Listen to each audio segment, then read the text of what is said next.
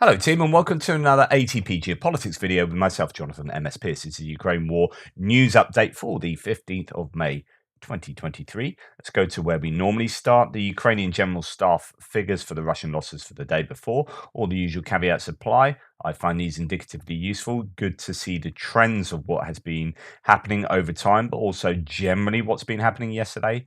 As well as I do find these somewhat accurate, particularly recently, with a lot of verified visual evidence. 580 liquidated personnel, which is sort of lower than it has been. It's been there or thereabouts for a good few weeks now. As I keep saying, we're in this transitional period between the Russian offensive and the Ukrainian counteroffensive. A bit of a lull, maybe a calm before the storm. That said, there is quite a lot of activity going on in and around Bakhmut. 3 tanks, 11 APCs, fairly significant on the APC front. 3 tanks. I keep saying that there just aren't that many tanks left for the Russians to put into the fray. There's a few bits of footage of single tanks being sent out by the Russians, by Wagner possibly, or the conventional Russian forces in Bakhmut to help out, and those tanks being blown up almost straight away.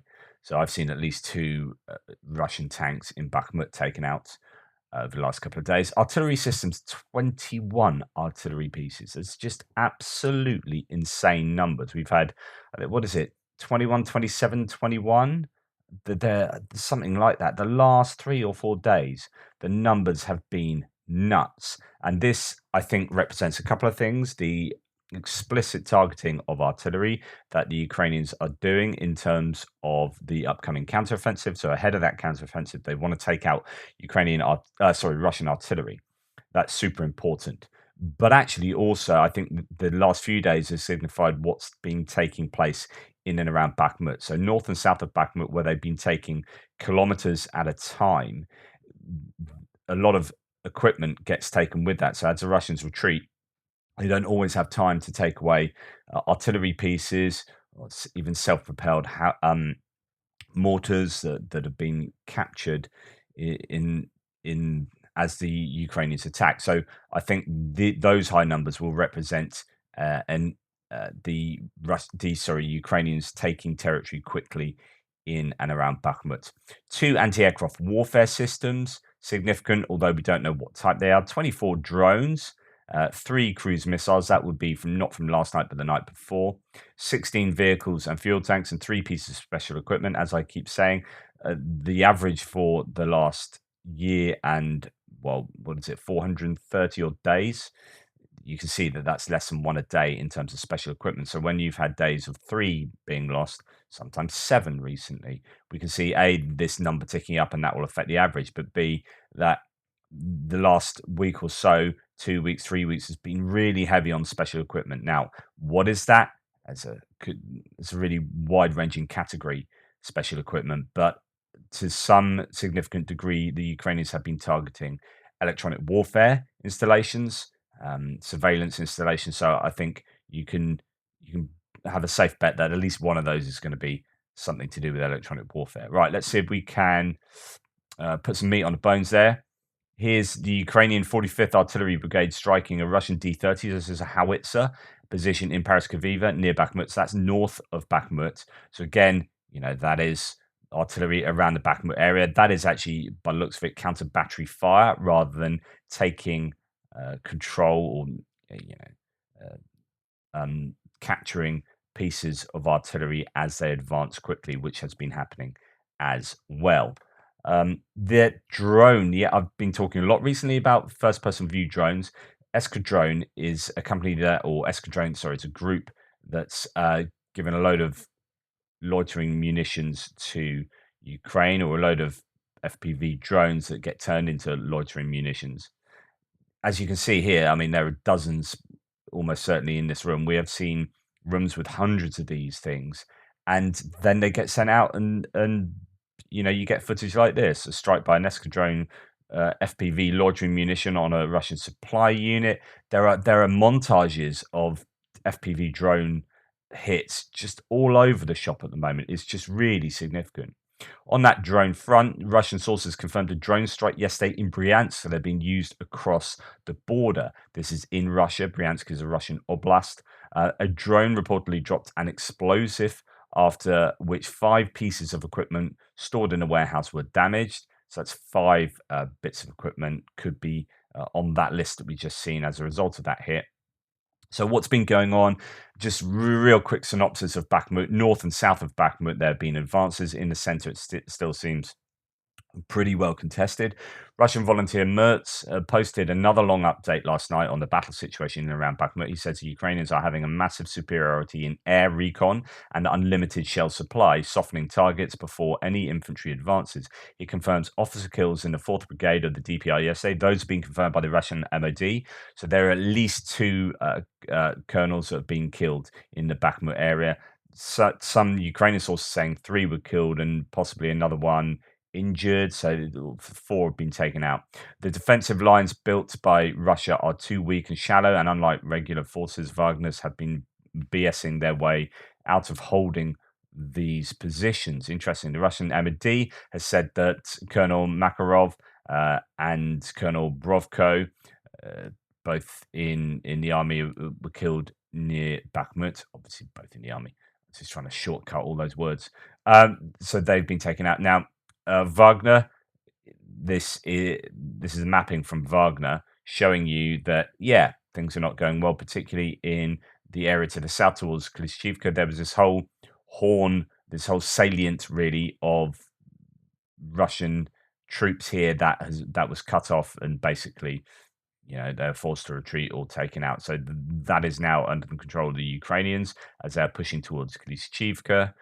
Also in the north, expanded area of control there as well. So again, north and south pressure there as they're trying to flank. I would presume trying to flank Bakhmut without going through Bakhmut in order to get these troops in the city to remove themselves rather than have to fight from building to building to take them out. More maps showing this kind of stuff. South of Ivaniska, Ukrainian forces have cleared the forests. Further south, near Kurdyivka, the last Russian bridgehead west of the Sversky Donetsk Canal has been eliminated. Together, almost 10 square kilometers have been liberated. So this is the idea that actually the Russians are now fully back behind the canal, that there is no presence to the west of the canal for the Russian forces anymore. And then Defmon just adds a little bit. Continued Ukrainian gains north and south of Bakhmut at 10 enemy positions can mean. So this is the declaration that the Ukrainians have taken 10 enemy positions. But he says, well, what does an enemy position mean? It could be a small trench, could be a company-sized position. So it's suitably vague. Other activity, Tokmak was hit by. I mean, there's a number of explosions, video footage, although it's mainly audio because this is pointing at the sky and you're just hearing explosion after explosion. There's also Luhansk was hit, although not significantly. It's interesting that these smaller hits that take place, the Russians on Telegram are shouting, Storm Shadow, Storm Shadow. And it's not Storm Shadow, it's just a much smaller hit. So yeah, Tokmak at the area of the aviation school here, it says explosions were also heard. Oh, sorry, that's Luhansk. No, that is that one there. So that smoke is there because I think that they both refer to an aviation school in Luhansk. But then this second one here, this is Tokmak, where you can hear explosion after explosion. And this video footage that I found on Rebar apparently shows the Ternopil Railway mechanical repair plant being hit. So this is a big hit in Ternopil on the night of the Eurovision Song Contest, where the Ukrainian duo that were representing Ukraine, they were from Ternopil. So it's definitely what I would assume is a symbolic attack. You can see the rocket as it comes in here. Let's get this larger for you. And you see the rocket coming in from right to left. There, bang, and it hits. Bang, hits again. So that's what's happened in Ternopil. Right, let's move on to odds and sods here. Only one thing to talk about in this section, but it is super important, and loads of news sites are talking about this. So this news concerns Yevgeny Prigozhin, the financier of the Wagner PMC. Pretty wild story, says this source, and frankly impossible to decipher what is true and what is not. Blockbuster, Putin's chef, that's what he's called, Putin's chef, because he started making some of his money from providing food for the government. Chef is double dipping. The most startling story yet in Washington Post's string of unmatched exclusives from the Discord leaks. So Shashank Joshi from The Economist says Prigozhin is toast. Quote, Prigozhin said, well, in fact, no, we'll go through the quotes. Let's have a look at what the Washington Post article says. Wagner chief offered to give Russian troop locations to Ukraine, leak says. So these are from the Discord leaks that we've seen so much of. Prigozhin said that if Ukraine's commanders withdrew their soldiers from the area around Bakhmut, so in other words, if he could get success by having Bakhmut, he would trade Bakhmut. He would give Kyiv information on Russian troop positions, which Ukraine could use to attack them. Prigozhin conveyed the proposal to his contacts in Ukraine's military intelligence directorate, with whom he has maintained secret communications during the course of the war, according to previously unreported US intelligence documents leaked on the group chat platform Discord. Two Ukrainian officials, it says later, confirmed that Prigozhin has spoken several times to Ukrainian intelligence directorate known as HUR. One official said that Prigozhin extended the offer regarding Bakhmut more than once, but that Kyiv rejected it because officials don't trust Prigozhin and thought his proposals could have been disingenuous. Yeah, it was like, okay, well, A, would they want to give up Bakhmut anyway? And B, would they trust that he would do that? Well, we'll come on to that second part in a little while. So, other leaked documents reveal Russian Defense Ministry officials privately wondering how to respond to Prigozhin's criticism of the military's performance and his demands for more resources, which they apparently conceded were not illegitimate grievances. So, in other words, there is a lack of ammunition and resources for the Wagner troops in the Bakhmut area, and all his whinges are basically justified. But how should the Russian MOD deal with that and all the criticisms he throws at them? The documents also speak to a power struggle between Prigozhin and top officials, including Russian Defense Minister Sergei Shoigu. Against the tense backdrop, Prigozhin has carried on a secret relationship with the Ukrainian intelligence that, in addition to phone calls, includes in-person meetings with HUR officials in an unspecified country in Africa, one document states. So he's actually gone out of his way to meet Ukrainian intelligence officials in a separate country. That's insane. Wagner forces provide security to several governments on the continent. The leaked US intelligence shows Prigozhin bemoaning the heavy toll that fighting has taken on his own forces and urging Ukraine to strike harder against Russian troops. Wow. So all the complaints from pro-Russian voices in my threads and elsewhere saying, hey, no, you Russians aren't taking that many losses. Yeah, Bakhmut's fine. Yeah, Russians are winning. Actually, Prigozhin himself is saying, yeah, we're taking heavy losses. According to one document, Prigozhin told a Ukrainian intelligence officer that the Russian military was struggling with ammunition supplies.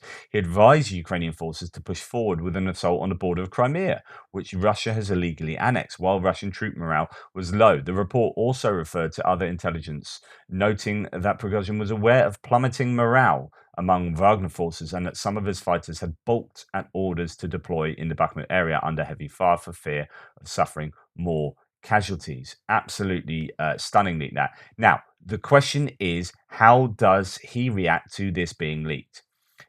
He has two options. One, he owns up to it and finds himself falling out of a window, or two, he says, I was going to do this deal. They were going to give me Bakhmut, and then I wouldn't have given them locations of Russian troops. In other words, this is all just a ploy to get my hands on Bakhmut, and it was for the benefit of the Russians, and I never would have leaked the Russian troop positions. I guess that's one way he could try and swing it. But I don't know. We'll have to see in the coming days what the fallout from this will be. He is really skating on thin ice and has been for some time. Okay, moving on to military aid here. I'll tell you what, Zelensky is earning his salary, his government salary, more than any other government employee I think I've ever known. This man is busy. He is. He's put his life on the line. Not like a frontline soldier, but he stayed in Kiev in those early days. He didn't run away. He was given offers of safety from the US and others. No, he stayed there, and he has been busy. The guy is no doubt haggard at the moment.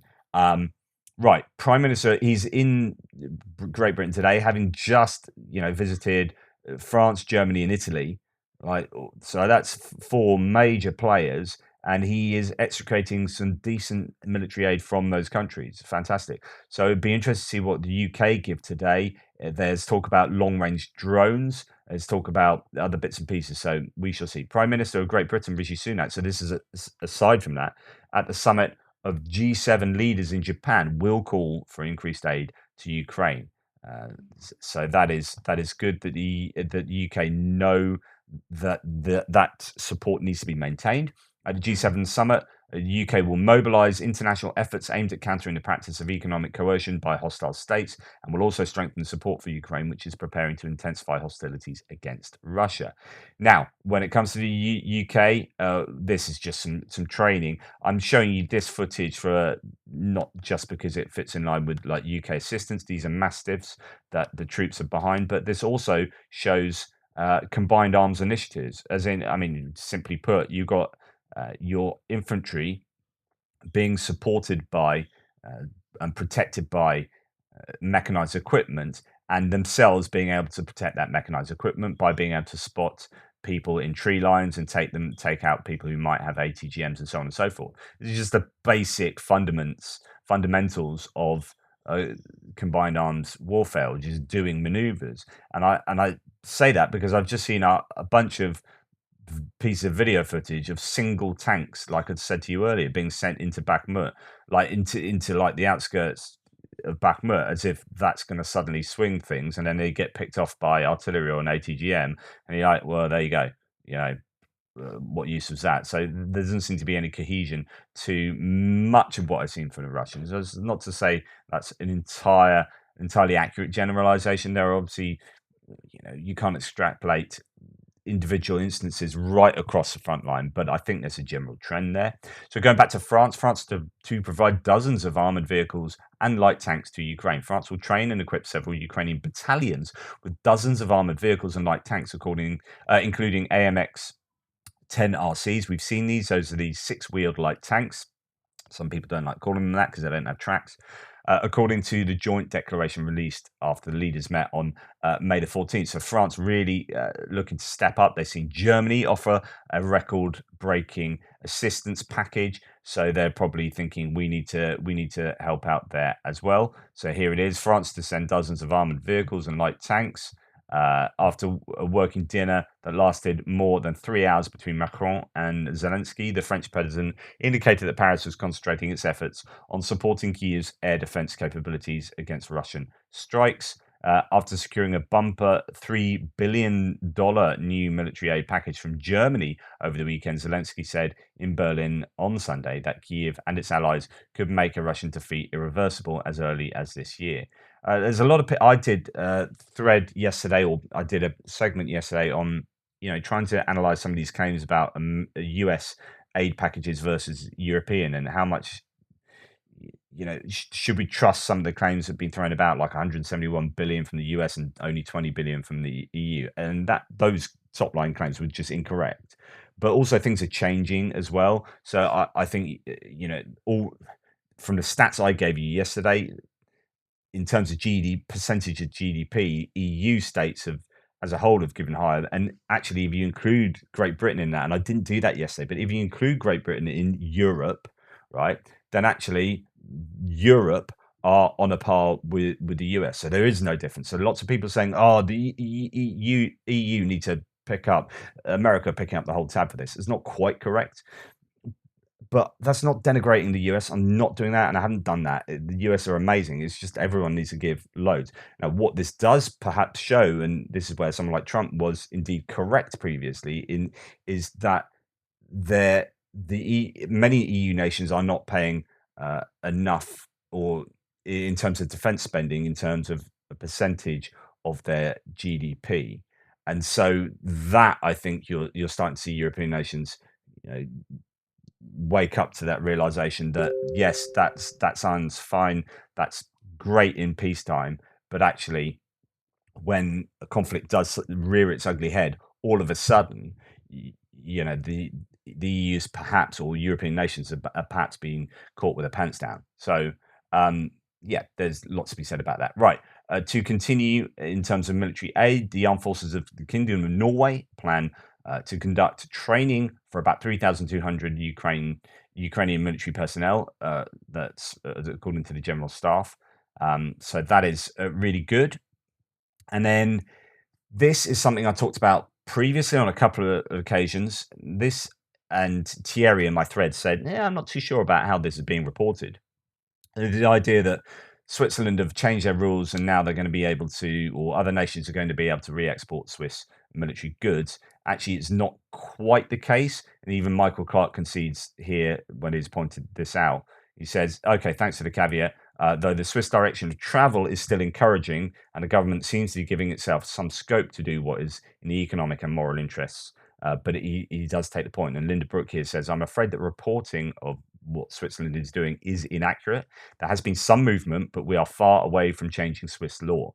And she points to this article, and indeed, this is kind of what Thierry was saying. So props to him in my thread. So Swiss parliamentary panel seeks easing of export controls on weaponry. The passage of two motions by the Security Policy Commission of the Upper House of Parliament, the Council of States, was largely a procedural step, but it highlighted the economic and political pressures on Swiss lawmakers. The measure is now expected to go to the broader parliament next month, although Saltzman said, so someone they're referring to previously, said any changes would not take effect before March 2024 at the earliest. So if this actually gets through properly through parliament and gets enacted into law, then it won't take effect until March 2024. But it's still got to do all those things in order to take effect anyway. The Commission approved two separate motions that, if approved, would allow the executive branch to lift some restrictions on the export of weaponry and war materiel in exceptional circumstances and, if required, to ensure national security. Another motion said the law on the export of war materiel could also be adapted to allow deliveries to countries, quote, that are committed to our values and have similar export controls to Switzerland, a text provided by the Commission said, which would mean that Ukraine could receive this kind of weaponry, but Russia wouldn't be able to, because Russia wouldn't fit in to the remit of being committed to our values. Buyer countries could re-export Swiss-made weapons after 5 years within certain parameters. Re-export to countries that severely violate human rights, and here it is, would be banned. And the risk that the weapons could be used against civilians would have to be averted. Last month, a group of 7 countries, and this is something I didn't realize. So the G7, Britain, Canada, France, Germany, Italy, Japan, and the US, sent a letter to Swiss authorities seeking more action to strengthen international sanctions against Russia over the invasion of Ukraine. So some pressure being put on Switzerland there from other nations, and that's good to see. Right, so a bit of clarification that was. Let's move on to geopolitical topics. We're going to go back to Macron and Zelensky meeting. So outside of the kind of military aid area, this is what was talked about. They met for a long time, I think a 3-hour dinner or something. So this is what Macron has said. De facto, it has entered a form of subservience. He's talking about this is really significant, by the way, and hats off to Macron for like, he got criticised for going to China and trying to be a bit too not appeasing, but talking about peace and wanting France, I guess, to be a player in the peace deals between China uh, and Russia and Ukraine, right? But he got criticised for being not recognising enough officially that Ukraine have to succeed on the battlefield before negotiations really take place. Anyway, that's the context. So Macron here says, de facto, it has entered a form of subservience with regards to China, so this is Russia, and has lost its access to the Baltic, which was critical because it prompted the decision by Sweden and Finland to join NATO. Macron told the opinion newspaper. This was unthinkable just 2 years ago. It's already a geopolitical defeat. So now he's laying it down. He's like, yeah, Russia, you are subservient to China. You're a vassal state, and you've made a geopolitical humdinger of a bunch of decisions, leading to you not even having proper access to the Baltic Sea.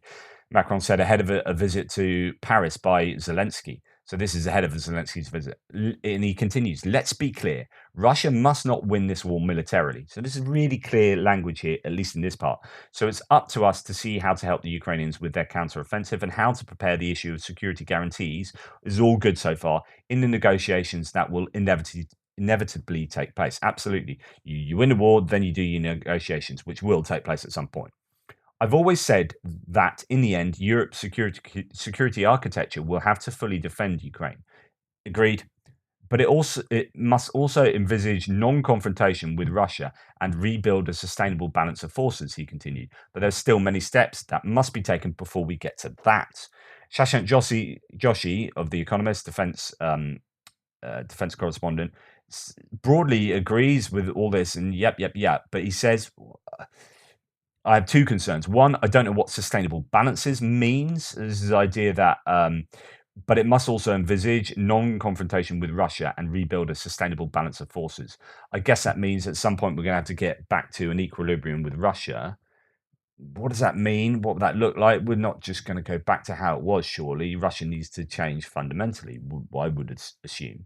So Joshi is, I think, rightly concerned there. Maybe it's a little too vague. Two, the well-intentioned pursuit of this aim might dilute deterrence and defense posture and the strength of security guarantees on offer to Ukraine now.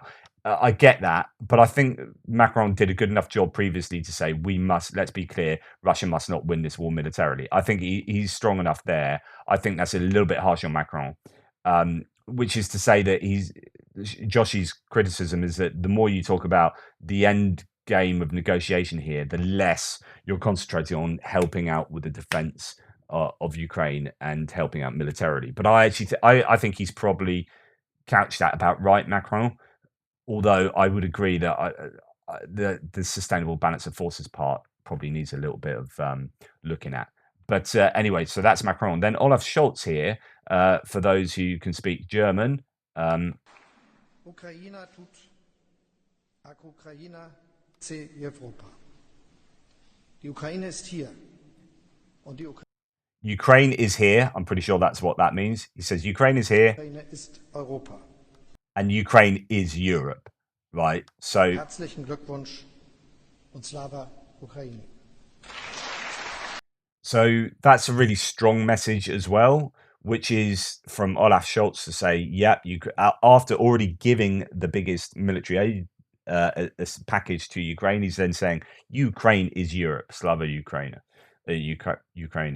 That is, again, really strong rhetoric, and that should be pretty strong communication to the Kremlin as well.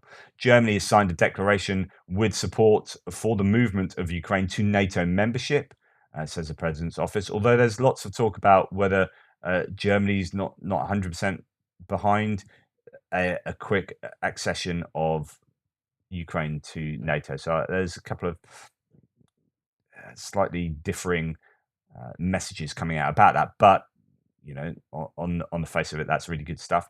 Now, let's move on to Belarus. Belarus is currently fighting its own war to prevent Russia from making Belarus a part of the Russian Federation, says Zelensky during conversation with the Italian press. Absolutely, 100% agree. We've already seen that leaked document that Michael Weiss got hold of and a co-author and did that piece in Yahoo News about Belarus, then went on to do one about Moldova, and then went on to do one about the Baltic nations, because there's been leaked documents on all those three areas. And the first one was on Belarus, and that Russia has full intentions of basically making Belarus a part of a kind of Soviet Union 2.0 type thing.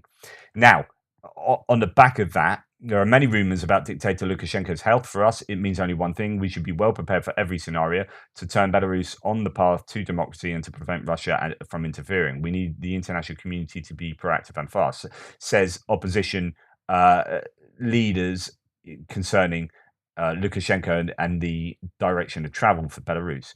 Now, Lukashenko is ill. So just to remind you, he went to Russia for Victory Day, went to Moscow, came back, he hasn't been seen for a week, and he's ill. This is looking rather like Lukashenko's been poisoned. I mean, I don't know. He might genuinely be ill.